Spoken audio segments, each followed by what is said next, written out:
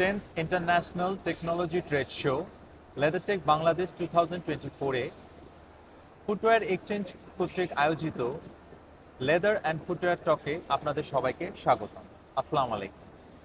আজকে আমাদের অতিথি এই এক্সিবিশনের অর্গানাইজার আস্ক এর সম্মানিত ম্যানেজিং ডিরেক্টর জনাব টিপু সুলতান ভূঁইয়া স্যার।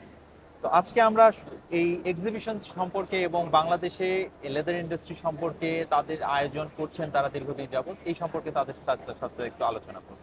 আসসালামু আলাইকুম স্যার।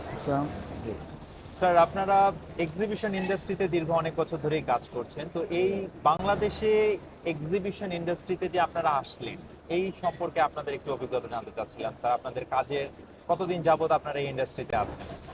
ধন্যবাদ আপনাকে। বেসিক্যালি আমি সুইং মেশিনের ট্রেড করেছি। আমি 1983 সাল থেকে আমি সুইং মেশিন ট্রেডের উপরেই আমার পেশা শুরু হয়। আমার পেশাগত জীবনে আমি যেটা দেখেছি যে বেসিক্যালি তখন আমি গার্মেন্টস সেক্টর নিয়ে কাজ করতাম। তো গার্মেন্টস সেক্টরে যে সমস্ত টেকনোলজিগুলো আমরা সেল করতাম এগুলি আমরা দেখার জন্য আমরা দেশের বাইরে বিভিন্ন মেলায় আমরা ভিজিট করে তখন আমরা ওই মেশিনগুলো আমরা আমাদের এই দেশে যারা এন্টারপ্রেনার ছিল ওনাদেরকে আমরা দেখাতাম এবং মেশিন সম্বন্ধে ওনাদেরকে অভিজ্ঞতা দিতাম। এগুলি আমরা করতে করতে আমরা একটা সময় হয়তো চিন্তা করলাম যে এই টেকনোলজি ফেয়ারটা আমরা এই দেশে যত হাজার হাজার বা শত শত এন্টারপ্রেনার আছে সবাইকে নিয়ে তো আর টেকনোলজি দেখানো সম্ভব না। কারণ এখানে দুইটা কারণ আছে। একটা হচ্ছে যে ইন্ডাস্ট্রি মালিক যারা ওনারা কিন্তু এত সময় একটা মেলা দেখার জন্য এক সপ্তাহ হয়তো দেশের বাইরে থাকতে হয়, অনেকে হয়তো সময় দিতে পারেন না। আবার ছোট ছোট এন্টারপ্রেনার যারা ওনাদের জন্য এটা কস্টলি হয়ে যায় বিদেশে গিয়ে টেকনোলজি দেখে। এই পরিপ্রেক্ষিতে আমরা সিদ্ধান্ত নিলাম যে আমরা বাংলাদেশে কেন আমরা এই ধরনের একটা ট্রেড ফেয়ার করবো না।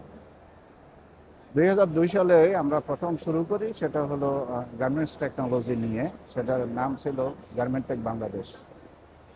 তো সেটা জার্নি আমরা সাকসেসফুলি আমরা করে যাচ্ছি। আমরা এইবার আমরা 22তম শো আমরা করব। ইন বিটুইন আমরা 2013 সালে আমরা চিন্তা করলাম যে আমাদের আরেকটা সেক্টর, বড় সেক্টর আছে, সেটা অবহেলিত বা আমরা হয়তো কিছু করতে পারি কিনা এই সেক্টরের জন্য, সেটা নিয়ে আমরা চিন্তা করলাম।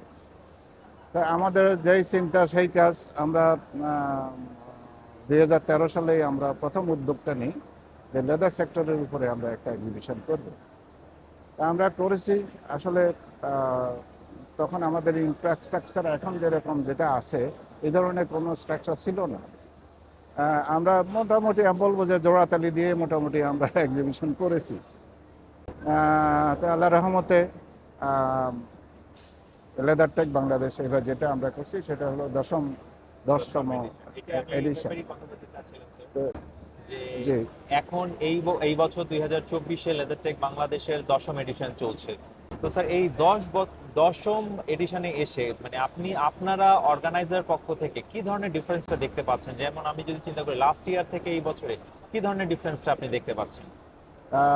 আমি আপনার প্রথম প্রশ্নের উত্তরটা দিই। সেটা হচ্ছে যে হ্যাঁ, এই 10 বছরে আমাদের এক্সিবিশনের যে পরিধি এবং টেকনোলজি, নিত্য নতুন টেকনোলজি, এটা অনেক বেড়েছে এবং অনেক নাম্বার অফ পার্টিসিপেন্ট অনেক বেড়েছে। এবং পার্টিসিপেন্টেরাও আমাদের মার্কেট কিন্তু ওনারা নিজেরাও স্টাডি করে দেখে যে বাংলাদেশ এখন কোন ধরনের মেশিন কিনতে তারা প্রস্তুত এবং তাদের ক্যাপাসিটি বিল্ড আপ হয়েছে কিনা, অ্যাকর্ডিংলি তারা টেকনোলজি এখানে নিয়ে আসে।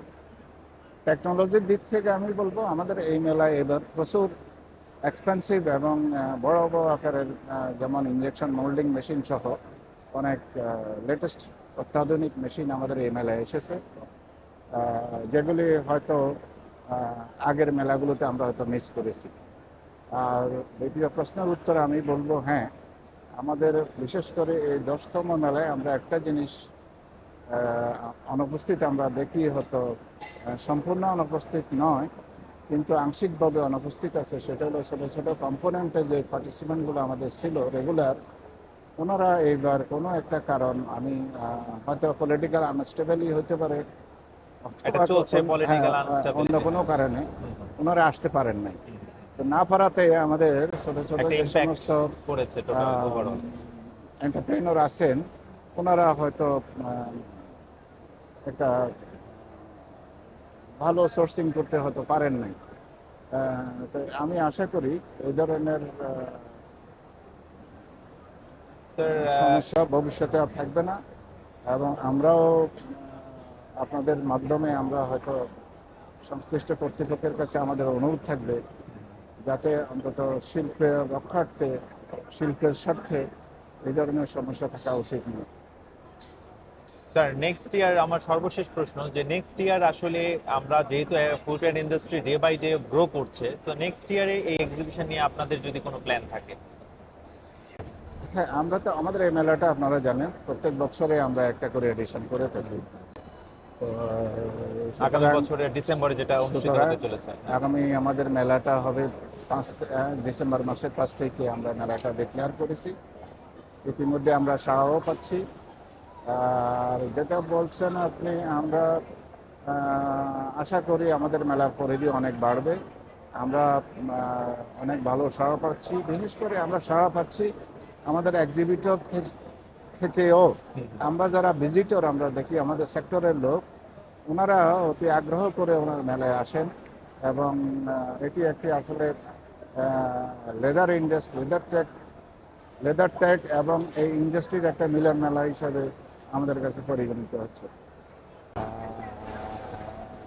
একটা নেটওয়ার্কিংও আমি বলতে পারি যে ইন্ডাস্ট্রি নেটওয়ার্কিং এর যারা একটা বড় সুযোগ থাকে। ইভেন মিড লেভেলে যারা আছেন, তারা এখানে আসলে একে অপরের সাথে তাদের পুরনো কলিগের সাথে দেখা হয়, একটা ভালো একটা মিলন মেলায় পরিণত হয়েছে। অবশ্যই স্যার, ধন্যবাদ স্যার।